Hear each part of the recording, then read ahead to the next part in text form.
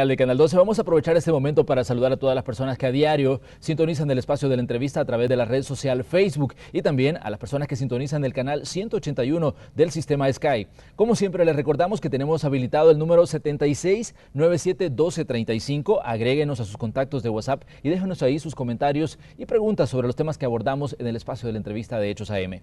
Esta mañana vamos a hablar de un informe de coyuntura económica que presentó Fusades esta semana, pero les vamos a adelantar algunos datos para que vayamos entrando en contexto y vamos entrando a conocer un panorama de qué está viviendo El Salvador en este momento a nivel de economía. 2016 quedará marcado como el año en el que el gobierno se vio obligado a negociar con el Partido Arena una salida a los problemas fiscales para evitar caer en un impago. La Fundación Salvadoreña para el Desarrollo Económico y Social Fusades considera que ese acuerdo orienta la política fiscal por el camino correcto, pero que se debe pensar a largo plazo. El diálogo en una mesa técnica fiscal abrió la puerta para aprobar una emisión de bonos por 550 millones de dólares y la aprobación de una ley de responsabilidad fiscal. En la mesa, hoy se discute hacer ajustes al presupuesto general de la Nación para el año 2017. Fusades considera que junto a estos acuerdos se debe pensar en impulsar el crecimiento de la economía. Paralelamente, es de fundamental importancia impulsar un crecimiento inclusivo centrado en la creación de empleo, reactivación de la inversión y de las exportaciones, lo cual pasa por una mejora en el clima de inversión. El Tanque de Pensamiento presentó su informe de coyuntura económica correspondiente al segundo semestre de 2016, documento en el que señala que el crecimiento económico y la generación de empleo continúan bajos. Fusades hace eco también del deterioro de la situación fiscal. La brecha con relación al Producto Interno Bruto ha pasado del 2.9% al 3.8%. El alza en el endeudamiento de corto y largo plazo fue acelerada por el uso de préstamos para el pago de gasto corriente. Los investigadores del Departamento de Estudios Económicos señalan que a pesar del incremento en la carga tributaria, la situación fiscal se ha deteriorado. Comparando los datos de 2015 con los de 2008, los ingresos crecieron 1.190 millones de dólares, pero los gastos se incrementaron en 1.308.1 millones. Uno de los grandes agujeros en los ingresos lo genera el pago de remuneraciones. Entre 2008 y 2016, la planilla de empleados públicos creció en 30.268 puestos, muchos en rangos altos. Entonces, obviamente, hay que hacer algo para racionalizar este gasto en las remuneraciones, que a lo que lleva es a un mayor endeudamiento. El informe señala que si no se hacen las correcciones pertinentes en el pago de remuneraciones, pasará de un 9.3% con relación al Producto Interno Bruto en 2015 al 10.2% en 2020, según estimaciones del Fondo Monetario Internacional. Pero hay factores que indican que el crecimiento económico en 2016 ha estado influenciado por situaciones positivas como una reducción en la factura petrolera por 288.4 millones de dólares y un crecimiento en las remesas familiares por 218.5 millones de dólares. Para ilustrar lo que eso significa para la economía salvadoreña, este año, si sigue esta tendencia, las remesas familiares van a llegar a un récord de 4.500 millones de dólares. Pero hay factores también negativos que frenan ese crecimiento, como una contracción de las exportaciones y un clima negativo de inversión. El Salvador recibió hasta junio de 2016 una inversión directa por 156.9 millones de dólares, lo que representó el 33% de la inversión que registró Honduras en ese periodo, y solo un 11.8% de lo que recibió Costa Rica. Este jueves recibimos a expertos de Fusades para analizar la situación económica de El Salvador en 2016 y las perspectivas para 2017. Iniciamos la entrevista de Hechos AM. Vamos a saludar a nuestros invitados. Primero le damos la bienvenida al doctor Álvaro Trigueros. Él es el jefe del Departamento de Estudios Económicos de Fusades. Doctor, un gusto recibirlo en Canal 12. Muy buenos días, Manuel. Muchas gracias por la invitación y buenos días a todos los televidentes. También recibimos a Carolina Alas de Franco. Ella es investigadora del Departamento de Estudios Económicos, siempre de Fusades. Carolina, bienvenida. Muchas gracias, buenos días. Un gusto estar aquí con ustedes compartiendo. Bueno, me gustaría que comenzáramos hablando sobre este acuerdo fiscal que se logró en la mesa técnica en Casa Presidencial. Si bien usted decía, doctor, en sus declaraciones que daba durante la presentación del informe de coyuntura, que este es digamos, un aliciente, pero que hay que pensar a largo plazo, que se ha resuelto los problemas de un momento, pero se debe pensar más allá de ese momento. Pero me gustaría que nos diera un fundamento de este análisis que han hecho ustedes como FUSADES de estas negociaciones que se han dado en Casa Presidencial. Sí, así es. En primer lugar, pues vale la pena mencionar de que en 2016 se llegó a una crisis fiscal por falta de liquidez. Hemos visto cómo el gobierno ha sido incapaz de cumplir con sus obligaciones, tiene un fuerte atraso con el FODES, las transferencias a los municipios, tiene también atrasos en pagos a proveedores, también atraso en el pago del subsidio a la electricidad que la población no ha recibido porque las compañías distribuidoras eléctricas, aunque pagan el precio completo a las generadoras, tienen que cobrar el precio subsidiado. Entonces ese subsidio, esa diferencia la vienen chineando las distribuidoras eléctricas, son casi 40 millones de dólares. Y así uno puede seguir mencionando muchas cosas. Nosotros anticipamos que se iba a llegar a esta crisis porque ya por varios años ha habido un exceso de gasto público. Ustedes en su previa pauta mostraron cómo el empleo público ha crecido en más de 30,000 plazas, a pesar de que no ha habido mejoras en los servicios públicos. Entonces, esto se ha venido haciendo por presentar presupuestos incompletos que ponen optimistas los ingresos, como que va a haber bastantes ingresos, y dicen que se va a gastar poco, y eso hace que se presente un presupuesto artificialmente balanceado. Hay una sobreestimación de ingresos desde su punto de vista siempre a la hora de presentar los presupuestos, que se habla de que se va a recaudar una cantidad y al final pues los gastos crecen más que los ingresos. Así es, desde 2009, si uno suma todas las sobreestimaciones, son más de 1.500 millones de dólares, que es un dinero que no existe, pero los planes de gasto se hacen sobre ese dinero que no existe. Entonces eventualmente íbamos a llegar a una crisis como la que se llegó, en la que el gobierno ya no tiene cómo pagar las cosas, en la que ha topado la tarjeta de crédito, y fue así como esta urgencia, si el gobierno cae en una situación de impago, realmente afecta gravemente a todo el país. Hay países que se han hundido en crisis económicas por estos desórdenes fiscales. Fue así pues como se llegó a un acuerdo. Este acuerdo está dividido en partes, y la primera parte, que es lo que ocurrió a principios de noviembre, es que se autorizó la emisión de bonos por 550 millones de dólares. Esta emisión, estos 550 millones de dólares, todavía no se han logrado colocar en los mercados internacionales. Eso toma tiempo. Pensamos que se va a hacer hasta en enero, dudamos que se pueda hacer ahora en diciembre, pero eso solo resuelve el problema inmediato, a muy corto plazo. Y también se aprobó, esa es la segunda cosa, una ley de responsabilidad fiscal. Nosotros vemos este segundo paso de la ley de responsabilidad fiscal como algo positivo. Es una manera de ordenar las finanzas del Estado. Podemos entrar un poco en detalles de qué se trata, pero está después la segunda parte del acuerdo, que es implementar esta ley de responsabilidad fiscal. Una de las cosas que dice la ley de responsabilidad fiscal es que los siguientes 3 años se debe hacer un ajuste fiscal.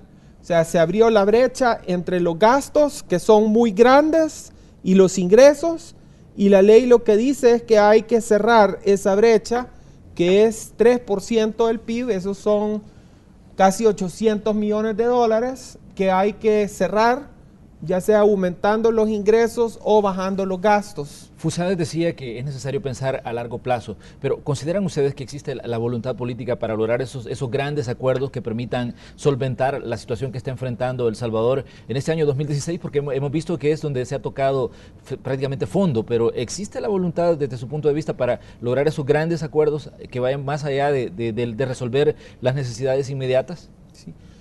Para nosotros estos acuerdos de largo plazo no son una opción. Es decir, o se hacen o nos hundimos.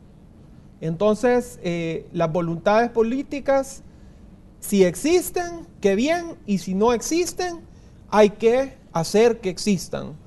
En ese sentido, pues, viene una etapa difícil para el país, esta negociación de cómo se va a cumplir algo que ya es ley, que significa hacer un ajuste de 3% del PIB. Otra cosa que se planteó en el acuerdo es que para hacer este proceso de ordenamiento de las finanzas públicas, el gobierno invitaría al Fondo Monetario Internacional para hacer un programa de ajuste. Y de hecho ya mandó la carta y se espera que la segunda semana de diciembre venga el equipo del Fondo Monetario Internacional a reunirse para empezar a contabilizar pues qué son las cosas que hay que hacer en los próximos 3 años y así llegar a ver si se firma un acuerdo con el gobierno. Esto todavía no es un hecho, sino que es un proceso de negociación. Nosotros vemos que es muy importante que se haga un esfuerzo grande porque hacia adelante los desafíos fiscales para el país siguen siendo altos. Por ejemplo, hemos emitido deuda ya por más de 16,000 millones de dólares. O sea, es una cantidad que uno casi ni se puede imaginar de tan alta que es. Esta deuda tiene vencimientos en todos los próximos gobiernos que vienen, hasta el año 2040. Y eso significa que todos los presupuestos que se van a aprobar los siguientes 30 años van a requerir de mayoría calificada. Y eso implica que vamos a tener un problema de gobernabilidad fiscal si no hay un acuerdo de largo plazo. Entonces, para nosotros vemos como institución que no es una opción no tener un acuerdo de largo plazo. Carolina, ¿dónde se puede decir están las fallas de esta situación que enfrenta El Salvador hoy? Porque si vemos, ustedes presentaban que los ingresos han crecido, los ingresos en recaudación tributaria, pero también los gastos. ¿Dónde se puede identificar y decirle a las personas que nos sintonizan a esta hora a través de Canal 12, mire, estas son las fallas que nosotros hemos detectado? Sí, cuando hacemos el análisis de la brecha fiscal son las diferencias entre los ingresos del gobierno y los gastos del gobierno. Eso es la brecha fiscal. Entonces tenemos que analizar ambos rubros y hemos visto, si comparamos los ingresos corrientes del 2015 con el 2008, que los ingresos corrientes crecieron 1.190 millones, como ya mirábamos en la pauta, pero que lo que ha sucedido es que el gasto corriente también ha crecido en más de 1.300 millones.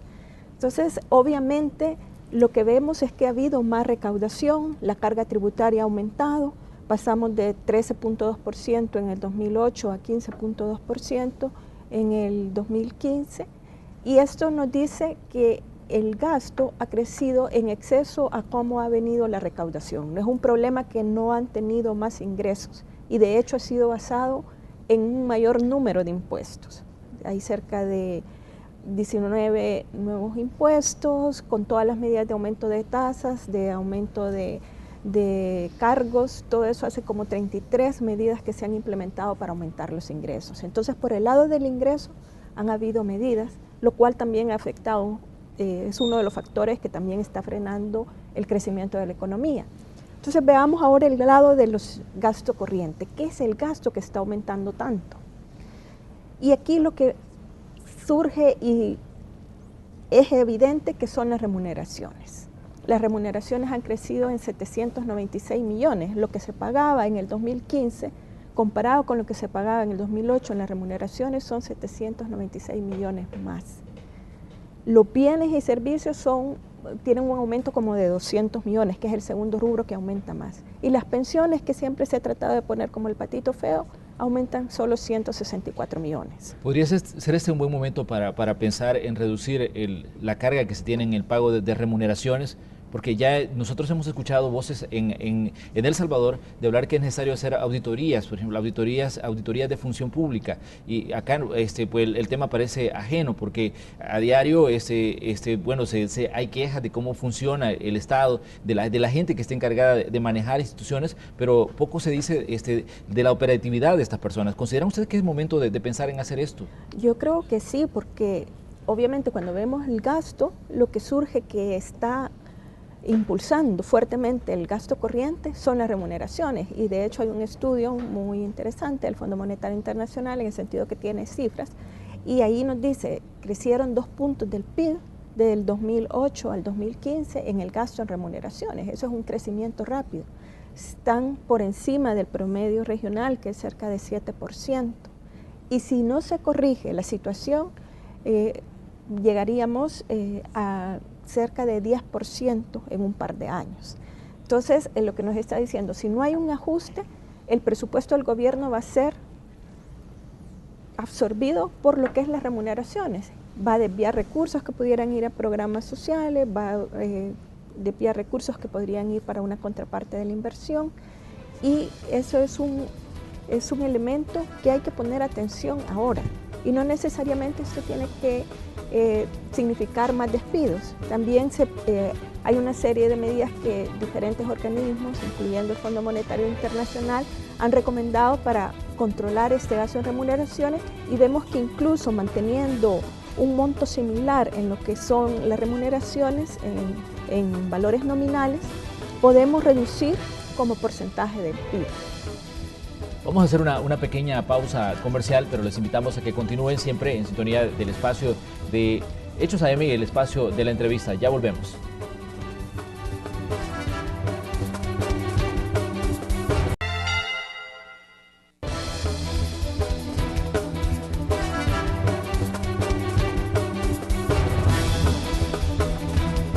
Continuamos con el espacio de la entrevista de esta mañana. Hoy tenemos a expertos del Departamento de Estudios Económicos de FUSADES. Ellos presentaron un estudio de coyuntura esta semana y de eso estamos hablando. Pero hay aspectos importantes que creo yo que debemos enfocar. Se ha hablado muchísimo de austeridad, incluso dentro de las mesas técnicas en Casa Presidencial. ¿Consideran ustedes que se está cumpliendo, se están haciendo las correcciones y tomando las medidas de austeridad necesarias para solventar los problemas que tiene el gobierno salvadoreño en este momento? En realidad no se ha visto un esfuerzo consistente para reducir el gasto público. Lo que se ha observado es una reducción obligada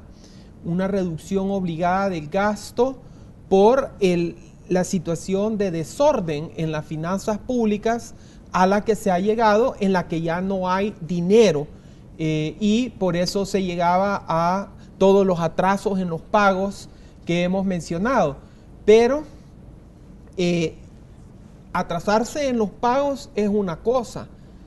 Tomar decisiones para ver cómo se cierra la brecha fiscal, cómo hay verdadera austeridad, eso todavía no se ha hecho. Por ejemplo, o sea, hay que tener ejemplos muy concretos. Ha bajado el precio de la energía eléctrica por la caída en los precios del petróleo. También ha bajado la gasolina y el diésel. Por ejemplo, hoy que venía para acá me fijé en una gasolinera que el diésel cuesta $2.30 el galón. Uno recuerda que los precios del diésel era barato, después vino la crisis internacional, se dispararon los precios del combustible, el barril de petróleo llegó a $150 el galón, ahora es el barril, ahorita está abajo de 50, y eso ha hecho que el precio del diésel baje nuevamente a $2.30. Entonces, cuando subieron los precios, se puso el subsidio a el transporte público, no al subsidio al usuario, sino subsidio a las empresas que tienen buses. Porque la justificación era que subió el precio del combustible.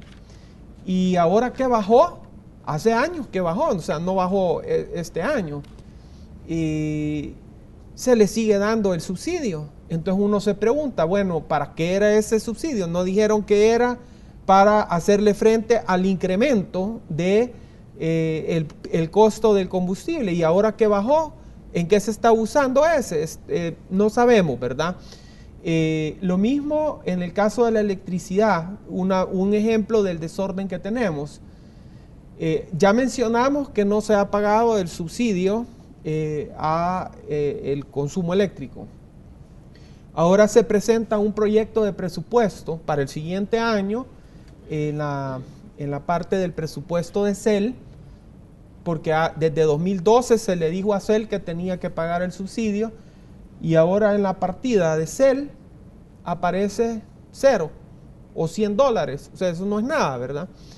Entonces la pregunta es, ¿por qué le ponen $100 al subsidio de electricidad si no han emitido ningún decreto, no han aprobado ninguna ley que tome una decisión sobre la reducción o la focalización del subsidio a la electricidad? Entonces, nosotros lanzamos la pregunta de regreso, y es que nos digan, si hay austeridad, ¿dónde está el decreto? ¿Dónde está el decreto para focalizar el subsidio a la electricidad? Y aquí quisiera aclarar una cosa. O sea, como FUSADES, nunca hemos dicho que se elimine el subsidio a la electricidad o al gas. Hemos dicho que se focalice, ¿verdad? Que se focalice ese subsidio para que llegue a los más pobres. También, cuando nosotros hablamos de ajuste del gasto público, nunca hemos dicho que se baje el gasto social. Yo he oído gente que dice que FUSADES ha dicho que se corte el gasto social porque tenemos que hacer un ajuste fiscal, y definitivamente nosotros nunca hemos dicho eso, ¿verdad? Hemos dicho que hay que ajustar el gasto público, y donde hay que recortar no es en el gasto social. O sea, el gasto social hay que reforzarlo. Hay que reforzar educación, salud, hay que reforzar seguridad pública, pero donde se tiene que reducir y donde tiene que haber ajuste es en los excesos, ¿verdad? Es en la eliminación de la corrupción, es en el exceso de contrataciones en puestos que no están añadiendo valor a la sociedad. Es ahí donde hay que hacer ajuste, y no en la reducción del gasto social. En el informe que ustedes presentaban hablaban de que la economía ha tenido ciertos alicientes, y entre ellos hablaba de una caída en la factura petrolera, hablaba también de un incremento en las remesas, pero esto creo yo que puede ser una situación que ayuda de momento a El Salvador, porque vienen cambios también a nivel internacional, y creo yo de que esos cambios pues no escapan a que vemos a los países que producen petróleo o que extraen petróleo reunidos para intentar hacer que suba el precio del barril. Y también vemos la situación que está en ese momento en Estados Unidos, donde a partir de enero entra una nueva administración, entra un nuevo gobierno, y eso puede tener hasta cierto punto un impacto en el tema remesas. Entonces me gustaría que ustedes también hablaran de eso, que estos alicientes son de un momento específico en 2016. Para 2017 y para el periodo que viene, la situación puede cambiar a nivel internacional, y los que hoy son alicientes se pueden volver también en un problema a afrontar. Sí, buen punto. Precisamente nosotros encontramos en el informe de coyuntura que para El Salvador el clima de inversión sigue siendo negativo, ¿verdad? La inversión extranjera directa, la más baja de Centroamérica, la generación de empleo, el más bajo de Centroamérica también para empleo formal, o sea, porque la economía no está creciendo y esa situación se mantiene. 2016, el año que estamos cerrando y que estamos analizando, ha sido un año extraordinario porque hemos recibido dos salvavidas que usted mencionaba. Uno es el incremento de las remesas familiares, están creciendo a poco más de 6%, a mes de octubre un incremento de 220 millones de dólares y para el cierre del año esto va a significar un flujo de 4.500 millones de dólares. Eso es un salvavidas para la economía salvadoreña y para muchos hogares que reciben eso de sus familiares. Pero las remesas no siempre suben. Usted lo mencionó, esto es algo temporal. ¿Qué va a pasar el otro año ante la incertidumbre frente a la política migratoria de Estados Unidos por el cambio de presidencia en Estados Unidos? Entonces, eso es temporal, no hemos resuelto los problemas internos. El otro salvavidas que recibimos, lo hemos mencionado, que fue la reducción del precio del petróleo. Nos hemos ahorrado casi 280 millones de dólares hasta octubre, lo cual es sumamente favorable para la economía salvadoreña, un alivio para el gasto de las empresas, para el gasto de los hogares, y es por eso que a pesar del clima negativo de inversión, este año la economía ha mantenido un crecimiento bajo, ¿verdad? Los indicadores, por ejemplo, el empleo está creciendo a 1%, eso es bajo, muy bajo, pero por esos shocks positivos de las remesas y el precio del petróleo, para el próximo año uno no sabe si eso se va a mantener o si puede revertirse, y entonces ahí sí vamos a experimentar más dificultades, pero bueno, esas son cosas que hasta el momento todavía no se pueden predecir. Carolina, ¿por qué El Salvador sigue siendo poco atractivo para las inversiones si vemos que Honduras tiene condiciones de violencia muy similares a las del Salvador, pero la inversión es mucho más alta? De hecho, los 156.9 millones que El Salvador recibió hasta junio en inversión directa es solo un 33% de lo que recibió Honduras, y si hablamos de Costa Rica, pues la situación es totalmente diferente. Eso significa solo un 11% de lo que recibió Costa Rica, pero la pregunta es, ¿por qué El Salvador sigue siendo un país poco atractivo para la inversión extranjera? Bueno, hay una serie de factores. Cuando un inversionista decide, sobre todo un inversionista extranjero decide dónde va a invertir, evalúa una serie de factores para escoger el país, y también los inversionistas nacionales miran el entorno, ¿verdad? Entonces, miramos que no hay como una apuesta, un rumbo estratégico, y que algo está fallando en lo que es la política de atracción de inversiones. Tenemos el puerto de la Unión. Política de pensiones es una necesidad, ¿verdad? Es una necesidad. Todos sabemos que cuando dejamos de trabajar, cuando ya estamos viejos y no podemos trabajar, entonces no hay dinero, ¿sí? Ahora, ¿de qué vamos a comer? ¿De qué vamos a vivir? ¿Cómo vamos a pagar las medicinas? Entonces se crea la política previsional para que la gente que trabaja se pague una pensión, ¿sí? O sea, la pensión no la paga el Estado, ¿verdad? Sino que la pagan los trabajadores que contribuyen forzosamente con esa cotización a la seguridad social. Había un sistema antiguo que se creó en los 70s, pero este sistema no le calzaban las cuentas, ¿verdad? Proporcionaba beneficios más grandes que las cotizaciones, y entonces se creó un tremendo hoyo para las finanzas públicas. Entonces ese sistema no funcionaba, es el sistema de reparto, y para eso se creó un nuevo sistema de ahorro de cuentas individuales, donde la cotización pasa directamente a sumar una cuenta de ahorro que se acumula 20, 30 años, dependiendo pues de la edad de las personas, y a la fecha este sistema, que fue creado a través de una reforma en el 98, ya tiene ahorros de 8.600 millones de dólares. Entonces, esos son los ahorros de los trabajadores. El gobierno gasta más de la cuenta y entonces dice, ¿de dónde saco dinero? Y empiezan a buscar, ¿verdad? Empiezan a buscar por aquí y ven que allá están esos 8.600 millones de dólares. Entonces quieren ver cómo agarran esos ahorros para financiar el gasto del gobierno. Definitivamente que eso no es aceptable. Los fondos de ahorro de pensiones, cuando se crearon, estas cuentas de ahorro individuales, decía, este dinero se va a invertir, ¿verdad? Puede financiar, por ejemplo, construcciones de aeropuertos, de puertos, de carretera, o sea, inversión para que el país crezca. Pero lamentablemente las finanzas públicas han tenido un manejo inapropiado, digamos, excesivo endeudamiento. Entonces estos fondos de ahorro de los trabajadores los ha venido usando el gobierno, pagando una tasa de interés más baja y generando pues impactos para los futuros pensionados.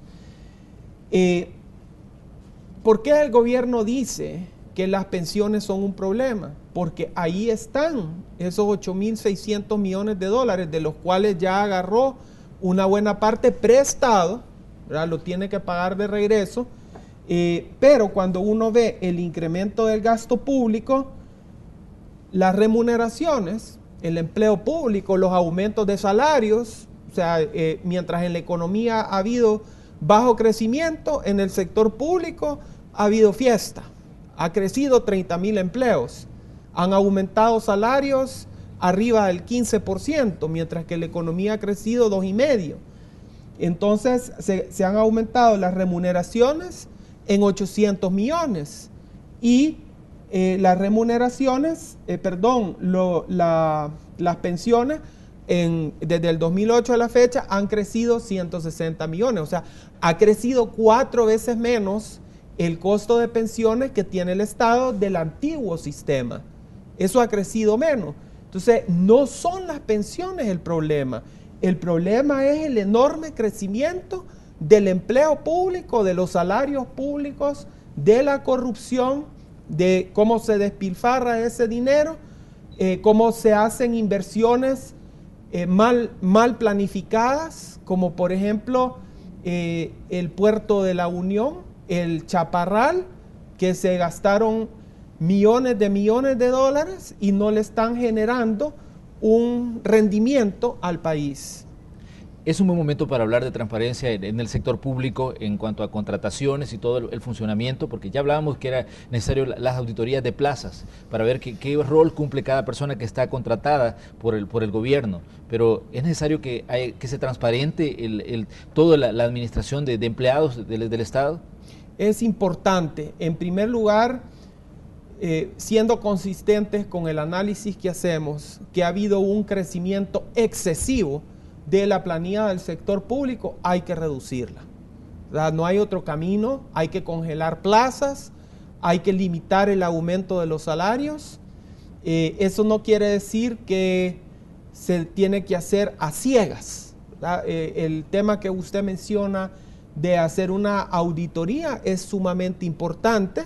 O sea, hay que evaluar cada plaza, hay que evaluar si las funciones de esa plaza corresponden con el perfil de la persona y si la persona tiene el perfil correcto, hay que evaluar si también tiene un salario que es igual al de toda la economía. O sea, porque no tiene sentido que todos vivimos en el mismo país y que de repente haya alguien que en el mismo perfil por trabajar en el gobierno gana muchísimo más, o sea, no gana lo normal, digamos, y está usando los recursos del sector público, que son los impuestos de los trabajadores. Uno de los temas que más ha generado controversia en estos últimos días es lo que ha estado saliendo en cuanto a los sobresueldos, que si bien ha salido en esta administración, se dice que es una práctica que viene de administraciones anteriores. Y esto siento yo de que es una situación que toma por sorpresa incluso al mismo ciudadano, que ve que en una planilla aparece un salario de una persona, pero realmente existe otro ingreso que él tiene por ese mismo puesto que está desempeñando dentro de la función pública. ¿Cómo ven ustedes este tema que está generando controversia y que va a seguir generando controversia, el tema de los sobresueldos, como se le ha llamado a esto? Sí, no se ve bien que existan dos ingresos diferentes por un mismo servicio. Los contratos tienen que ser transparentes, o sea, el contrato tiene que decir sus funciones, tiene que decir cuánto gana y hasta ahí tiene que llegar. Entonces este tema de los sobresueldos es una práctica que ya viene desde hace mucho tiempo y solo por eso pues no quiere decir que es una mala práctica. O sea, es una mala práctica y creemos que este es un momento oportuno para que se revise la legislación. Tenemos, por ejemplo, un proyecto de ley de servicio público. Es un proyecto de ley que se elaboró en el gobierno anterior, ha quedado como proyecto. No se está discutiendo, no se está considerando aprobarlo, pero pensamos que por ahí se debería de empezar para ordenar la contratación de los funcionarios públicos, del servidor público, que sea realmente un servidor público y lograr esa congruencia entre las funciones y el perfil del trabajador. Creo que eso es lo más transparente. Es el mejor uso que se le puede dar a los impuestos de los trabajadores y por eso debe ser una obligación que se hagan esas reformas. Carolina, uno de los temas recurrentes también a lo largo de este año 2016, cuando hablamos de la situación del gobierno, es el tema de la evasión de impuestos, la elusión de impuestos. En la Asamblea hay varios proyectos, uno que busca hacer más efectivos o de forma más rápida los cobros a deudores del Estado, e incluso hay una reforma penal. ¿Qué tanto puede contribuir estas decisiones que se pueden tomar en el órgano legislativo para resolver estos problemas que se han mencionado también y que incluso forman parte de estudios que ustedes han hecho como FUSADES? Creemos que hay que tener bastante cuidado. Obviamente pueden haber reformas de ley que pueden contribuir a mejorar el cobro de los impuestos, pero tal como se ha presentado la ley, esto lo que permitiría es que el gobierno pueda incluso cobrar antes, ¿verdad?, lo que ellos consideran, sin que se haya finalizado todo el proceso de apelación. Sería anticiparse el cobro y bueno, y si resulta que no es así, yo se lo devuelvo. Entonces ahí queda desprotegido el ciudadano, el empresario, porque ante todo el Estado, una vez le quita uno, imagínense lo difícil que son las devoluciones de IVA a los exportadores, ahora cuando ya cobraron otro impuesto y están en ese periodo de aprobación. Entonces, creemos que si bien pueden haber mejoras en las reformas para poder cobrar mejor los impuestos, tiene que haber mucho cuidado en eso que se pretende de poder embargar o cobrar anticipadamente antes de que finalice el proceso. Y por otro lado, también no hay que olvidar que aún con las mismas leyes se puede fortalecer todo lo que es la administración tributaria. Tendría que haber un estudio, pues Funde presentó hace poco un estudio en el cual señalaba varias debilidades que hay en la administración tributaria y cómo la mejora en el personal, en la tecnología, podía mejorar esa recaudación tributaria. Entonces también hay otros aspectos que se pueden considerar en ese momento. Vamos a hacer una nueva pausa comercial, ya regresamos con más de la entrevista de hoy. Creo yo que es una buena temporada para hacer un punto de alto en todas las situaciones que vivimos como país y que comencemos pues a pensar en la hermandad y en los salvadoreños que vivimos en este pequeño territorio que llamamos pues nuestra patria, El Salvador. Bueno, y estamos hablando del espacio de la entrevista y vemos que el licenciado Trigueros también ya anda muy navideño dándole Así es, ya listo para la Navidad. Aquí tenemos muy alegre, ¿verdad? En medio de todos los problemas, pues hay que ser positivo. Exactamente. Sí. Estamos llegando al espacio ya de la parte final de la entrevista y me gustaría que habláramos sobre las perspectivas para 2017. ¿Qué podemos esperar partiendo de los datos que nos refleja el estudio que presentaba FUSADES, partiendo de toda esa información que surge del manejo que se hace de las finanzas públicas, partiendo de toda la situación que vive la inversión? ¿Qué podemos esperar para el otro año? Porque realmente las mesas de diálogo en Casa Presidencial van a continuar. De hecho, el gobierno decía queremos 1.200 millones. Se aprobaron 550, pero las negociaciones van a continuar por el resto de fondos. ¿Qué podemos esperar para el año que está por comenzar? Sí, bueno, nosotros anticipamos, ojalá que nos equivoquemos, pero anticipamos unas negociaciones fiscales difíciles. No creemos que va a ser fácil. Va a tomar bastante tiempo, parece, pues, porque las posiciones todavía son bastante diferentes, hay bastantes atrincheramientos. Eso entonces va a hacer que entremos al año nuevo con los mismos problemas que hemos estado observando en 2016, y estos problemas se pueden ir agudizando en la medida que no se llegue pues a unos acuerdos de mediano y largo plazo que le den gobernabilidad al país. También están los riesgos de un aumento del precio del petróleo. En realidad esto nosotros no podemos predecir, pero creemos que el mercado mundial en este momento todavía es estable. Pueden haber pequeños aumentos, pero la tendencia es a que el precio de la energía se va a mantener bajo. Y en cuanto al tema migratorio, sí es un riesgo alto que puede enfrentar El Salvador, y que a través de los flujos migratorios, pero también de las remesas familiares, haya un impacto negativo fuerte en la economía. Esto es algo que no ha ocurrido, pero digamos, estoy mencionando posibles riesgos, ¿sí? En ese sentido, pues no anticipamos un año con mucho progreso. Va a ser difícil, y de ahí la importancia, pues, hacer énfasis en el diálogo, en la construcción de paz, ¿verdad? De ese espíritu de paz, que es lo único que nos puede sacar adelante. ¿Qué puede pasar, Carolina, con rubros como las exportaciones? Porque el informe de coyuntura de FUSADES habla de una contracción en este 2016, pero ¿qué podríamos esperar para 2017?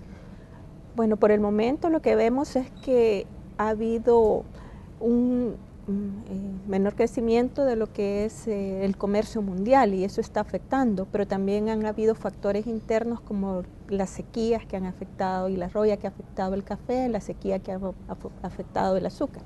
Entonces también tenemos condiciones climáticas que va a haber que vigilar, y hay mucha medida proteccionista también, y eso también está entorpeciendo el comercio mundial.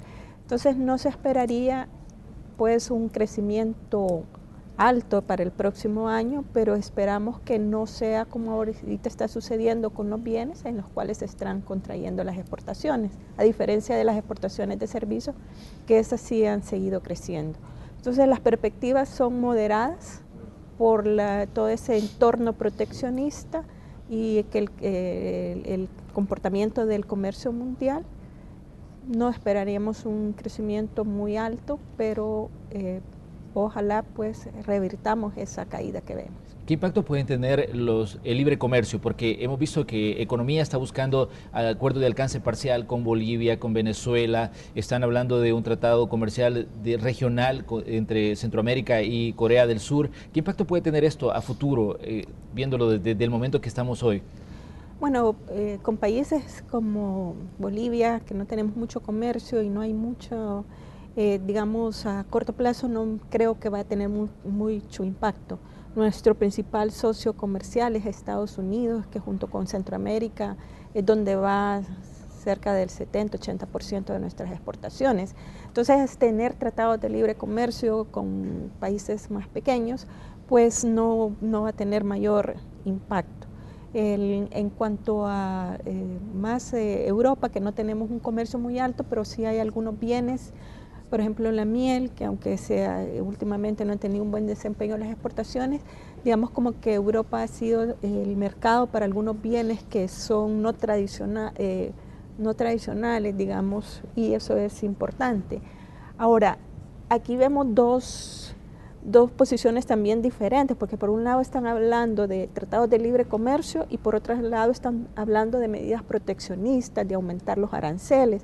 Entonces, si usted tiene tratados de libre comercio, tiene un límite a lo que puede aumentar los aranceles. Además, debemos recordar que somos parte del mercado común centroamericano y que esto es que hemos avanzado en el perfeccionamiento de una unión aduanera. Por lo tanto, el que unilateralmente podamos subir los aranceles crearía problemas y un retroceso a eso que se ha logrado en todos estos años. Bueno, estamos llegando ya al final del espacio de la entrevista. Queremos agradecer al doctor Álvaro Triguero, jefe del Departamento de Estudios Económicos de FUSADES, por acompañarnos esta mañana. Gracias, doctor, por acompañarnos aquí en Canal 12. Mucho gusto, Manuel, y muchas gracias. Agradecemos también a Carolina Alas de Franco, es investigadora también del Departamento de Estudios Económicos de FUSADES. Gracias por estar acá. Muchas gracias, Manuel. Para nosotros un placer haber compartido esta mañana.